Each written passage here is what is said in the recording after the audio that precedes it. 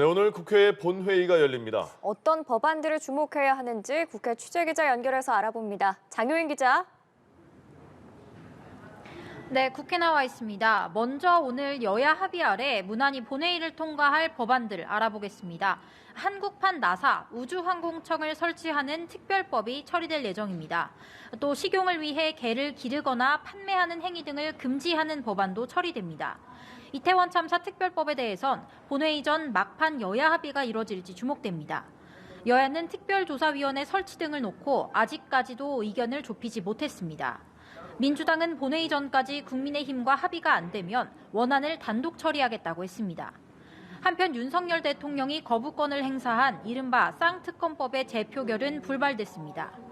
민주당은 배우자 의혹에 대통령 권한을 사용한 게 이해 충돌인지 살펴보고 권한쟁의 심판을 청구할 수 있다고 한 상황이라서 재의결을 위한 안건 상정에 동의하지 않을 전망입니다.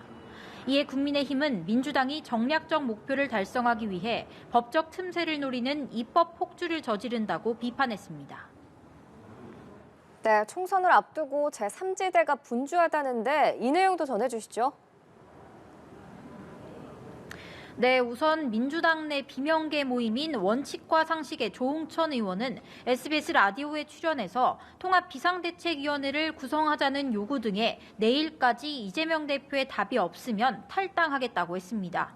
조 의원을 비롯해 이원욱, 김종민, 윤영찬 의원 등 원칙과 상식 4인방은 최근 공동행동하기로 하고 함께 거취를 논의해왔습니다. 요구가 받아들여지지 않으면 탈당하겠다고 사실상 최후 통첩을 보낸 겁니다. 이들이 탈당할 경우 오는 11일 민주당 탈당과 신당 창당 선언을 예고한 이낙연 전 대표에게 합류할 수 있다는 관측이 나옵니다. 조 의원은 라디오에서 이낙연 전 대표와 이준석 전 국민의힘 대표 등 신당 창당을 준비 중인 세력과 손잡을 가능성을 시사하기도 했습니다.